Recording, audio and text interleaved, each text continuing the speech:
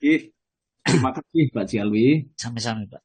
Bapak Ibu, monggo mari kita lanjutkan kajian kita pagi hari ini. Diharapkan semoga Allah menganugerahkan kepada Bapak Ibu mendapatkan tambahan ilmu. Harapannya agar supaya Allah menganugerahkan kepada kita semakin kuat iman kita dan semakin mantap takwa kita kepada Allah.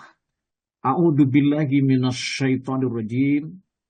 Bismillahirrahmanirrahim. Assalamualaikum warahmatullahi wabarakatuh. Waalaikumsalam Waalaikumsalam warahmatullahi warahmatullahi wabarakatuh. wabarakatuh.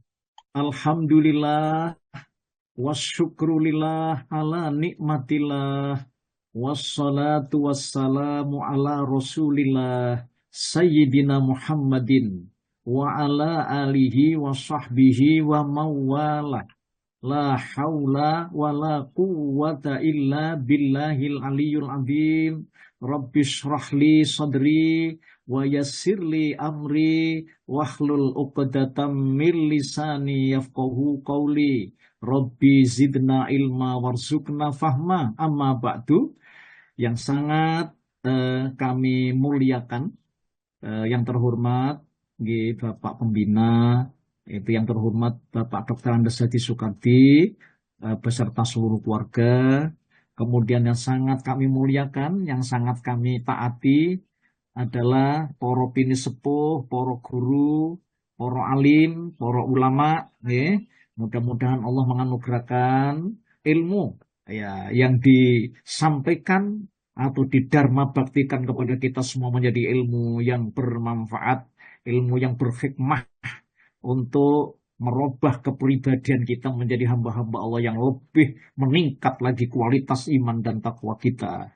Kemudian yang sangat kami banggakan, Bapak Ibu yang sudi kiranya untuk menolong agama Allah, menolong ya apa ini Zoom online Asyifa ini, ya, yakni mendarma baktikan sebagian daripada rizkinya untuk menjadi donatur.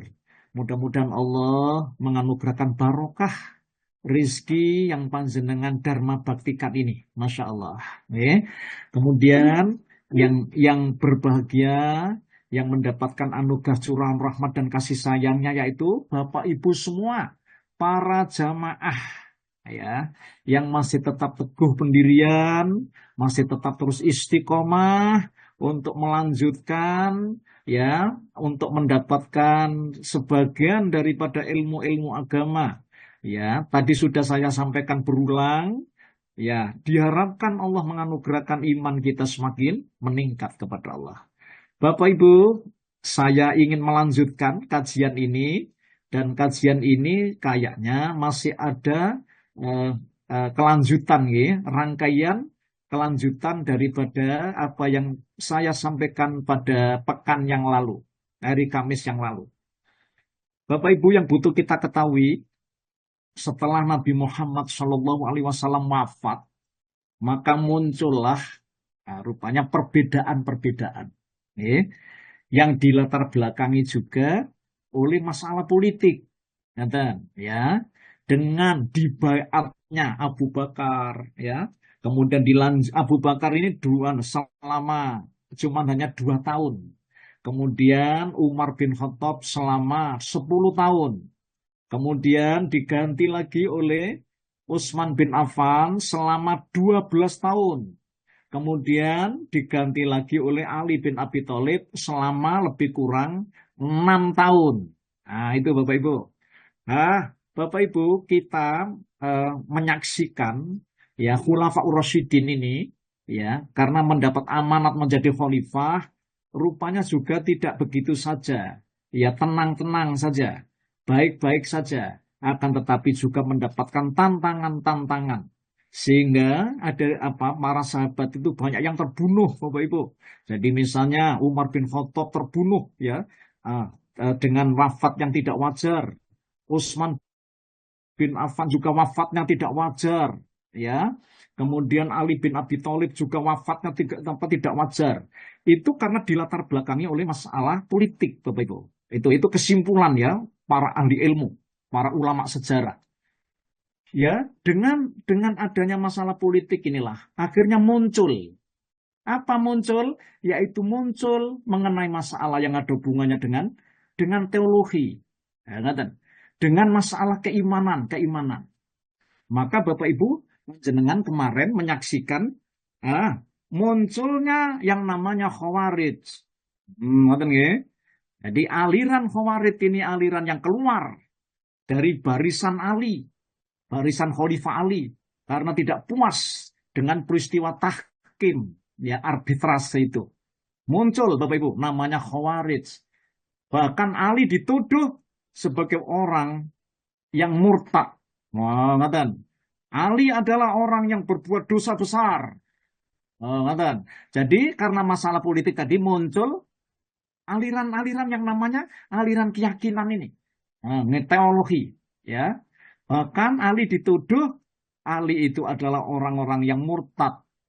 Termasuk salah satu di antara orang yang murtad yang halal darahnya. Begitu menurut Khawarij.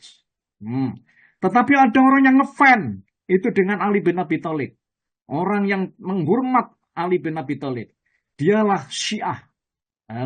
Syiah itu artinya adalah golongan yang ngefan dengan Khalifah Ali bin Abi Thalib. Bapak Ibu, muncul lagi namanya apa? Mu'tazilah. Muncul lagi namanya Qadariyah. Muncul lagi namanya Jabariyah. Muncul lagi macam-macam ini. Dan ini Bapak Ibu tendensinya adalah disebabkan karena masalah-masalah yang ada hubungannya dengan keyakinan atau teologi. Ya, bahkan Bapak Ibu para ahli ilmu itu menyimpulkan, ya Khawarij itu akhirnya terdiri dari beberapa sekte. Ada namanya sekte Azarikoh, ada namanya sekte Najiyat, dan lain-lain. Ini banyak sekte-sekte yang muncul. Itu dari yang namanya Khawarij. Syiah juga begitu, muncul lagi. Namanya Syiah Rafidho, dan lain-lain. Ya, Bapak Ibu, nanti insya Allah akan kita bahas ya pada pertemuan ini.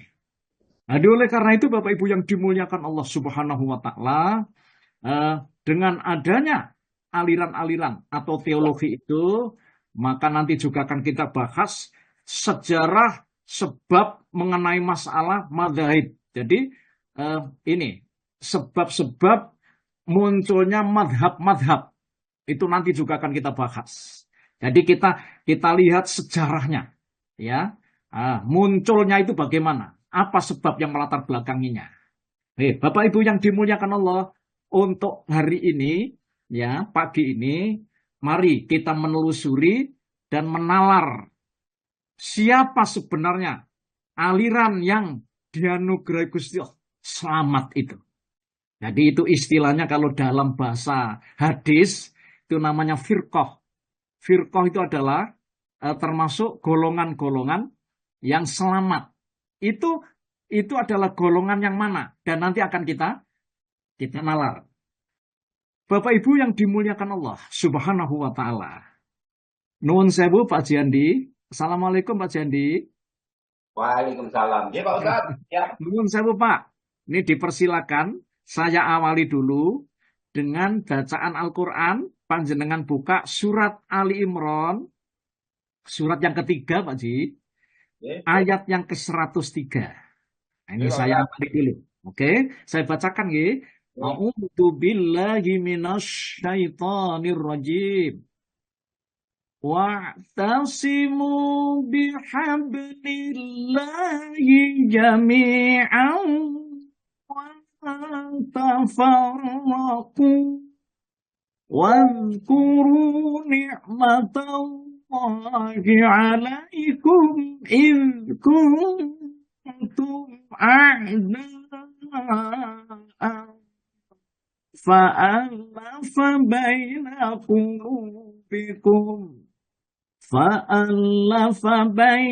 قلوبكم فأصبحتم بنعمته إخوانا وكنتم syafa kufratim min ari fa'anqalakum kadzalika yubayyinu ayatihi la'allakum tahtadun. Enggak, Pak Ji. Agak putus-putus tadi, Pak Ustadz. Leres, Pak. Inggih. Oke, Salampunipun ya. Bismillahirrahmanirrahim. Nggih.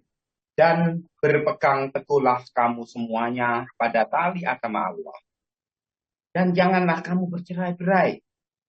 Dan ingatlah nikmat Allah padamu ketika kamu dahulu masa jahiliyah bermusuhan. Lalu Allah mempersatukan hatimu sehingga dengan karunia-Nya kamu menjadi bersaudara. Sedangkan ketika itu kamu berada di tepi jurang neraka. Lalu Allah menyelamatkan kamu dari sana. Demikianlah Allah menerangkan ayat-ayatnya kepadamu agar kamu mendapat petunjuk. Ya. Terima kasih, Pak Jandi. Bapak Ibu yang butuh kita garis bawahi ayat ini. Jadi maksud ayat ini, Allah memerintahkan kepada orang yang beriman. Orang yang beriman ya, agar bersatu dan melarang agar tidak berpecah belah. Jadi Allah memerintahkan kepada orang-orang yang beriman, yang beragama Islam ini agar bersatu dan melarang agar tidak berpecah belah. Intinya begitu. Tapi ayat ini rupanya banyak dilupakan oleh orang Islam itu sendiri. Jadi maksudnya bersatu itu, walaupun berbeda-beda warna kulit, ya, berbeda-beda pakaian, berbeda-beda organisasi, tetapi tetap menyatu. Begitu maksudnya. Bersatu itu maksudnya berada di atas akidah atau keyakinan yang benar. Jadi bersatunya itu di atas akidah atau keyakinan yang benar. Bapak Ibu, benar itu belum tentu, benar itu mesti baik. Tapi baik itu belum tentu benar. Ngerti nggih? Benar yang dimaksud adalah benar menurut Allah dan Rasul-Nya. Itulah yang dimaksud benar. Ngerti nggih? Kemudian juga Allah melarang agar supaya orang-orang yang beriman itu tidak berpecah belah. Jadi yang dimaksud adalah mempunyai prinsip akidah yang salah. Akidahnya itu tidak benar. Ya, berpecah belah, berbeda-beda. Ya, seperti orang musyrik itu berbeda-beda apa kepercayaannya. Ada yang menyembah patung, ada yang menyembah kuburan, ada yang menyembah laut pantai selatan, ya, Nyai Roro Kidul, dan lain-lain. Itu namanya musyrik, gitu. Dan kita dilarang oleh Allah, ya, berakidah yang berbeda-beda itu. Jadi yang kita sembah, yang kita sujud, yang kita mintai pertolongan, yang tempat kita berlindung, yang tempat kita mohon, hanya kepada Allah yang Esa. Saya menginginkan supaya Bapak Ibu tidak mengatakan Allah yang satu. Kata-kata itu kurang tepat, satu itu. Yang Esa, yang tunggal. Jadi bukan yang satu. Karena satu itu ada duanya. Ngerti nggih? Kalau menurut hitungan satu kan ada duanya. Tapi Gusti Allah itu tidak ada duanya. Allah itu Maha Esa, tunggal. Dan kita disuruh untuk menyembah yang Esa itu, yang tunggal itu. Dialah yang memperkenalkan dirinya, yang namanya Allah Subhanahu wa Ta'ala. Kita tidak boleh menyerupai orang musyrik, karena orang musyrik itu Tuhannya bermacam-macam, kepercayaannya bermacam-macam. Begitu maksudnya. Kemudian juga, Bapak Ibu, ya Allah juga memberikan tuntunan petunjuknya. Nah, ini dikasih tuntunan oleh Allah petunjuknya yang benar itu. Pak Jandi? Iya, Ustaz. Monggo panjenengan buka, Pak, surat yang ke-30.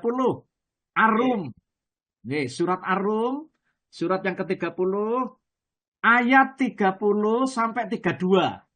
Ini saya bacakan. Ya, a'udzubillahi minasyaitonir rajim.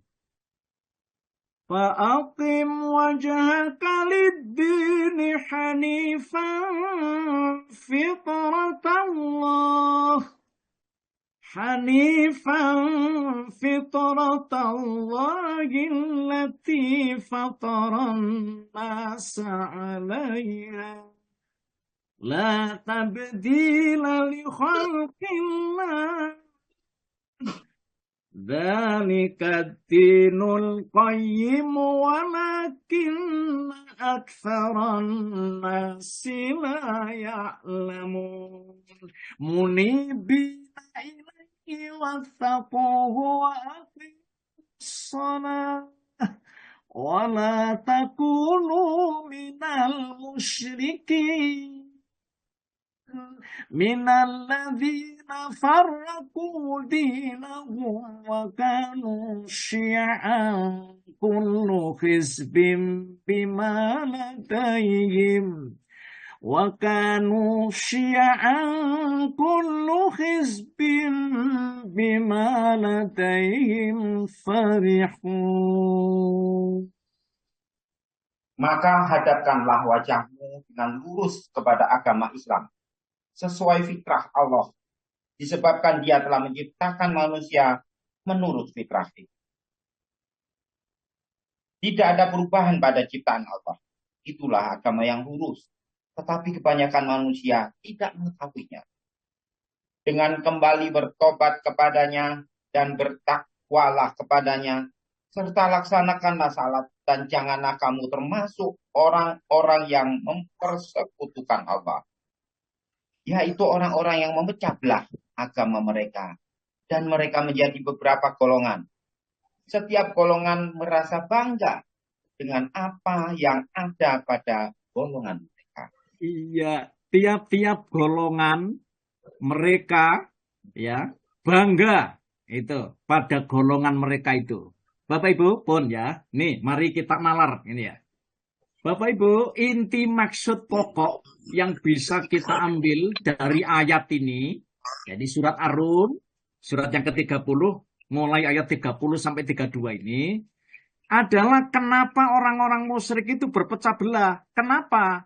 Karena sesembahan mereka itu berbeda-beda. Tadi saya katakan, ada yang percaya sama Nyai Roro Kidul, macam-macam ya.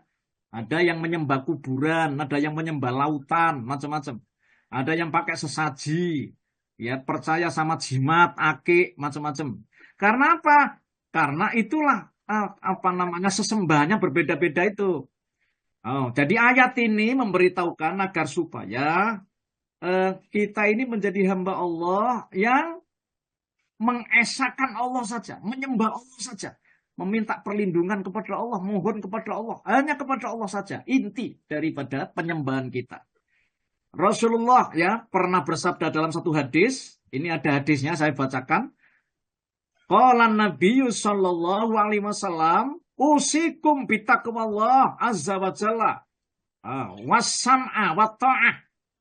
Wa in ta'ammaru alaikum abdan fa innahu may ya'ish minkum fasayara ikhtilafan katsiran fa alaikum bisunnati wa sunnati khulafir rasyidin al-mahdiyyin adzu 'alaiha bin nawajid wa iyyakum wa muhdatsatil umur fa inna kulla bid'atin dhalalah ya wa kullu dhalalatin finnar. Bapak Ibu, aku wasiatkan kepada kalian, kata Rasulullah, agar kalian bertakwa kepada Allah. Dengarkan dan taatlah kalian. Walaupun kalian dipimpin oleh seorang budak. Sungguh orang yang hidup di antara kalian sepeninggalku, mereka akan melihat perselisihan yang sangat banyak. Oleh karena itu wajiblah atas kalian berpegang teguh pada sunnahku, kata Rasulullah. Dan sunnah khulafaur rasyidin al-mahdiyyin. Maksudnya sunnah khulafaur rasyidin al-mahdiyyin itu yang mendapat petunjuk dalam ilmu dan amalnya. Gigitlah sunnah tersebut dengan gigi geraham kalian. Serta jauhilah setiap perkara yang diada-adakan. Karena setiap perkara yang diadakan itu adalah namanya bid'ah. Sedang bid'ah itu adalah sesat. Bapak Ibu yang dimuliakan Allah. Ini hadis Nabi maksudnya. Dan hadis ini sahih.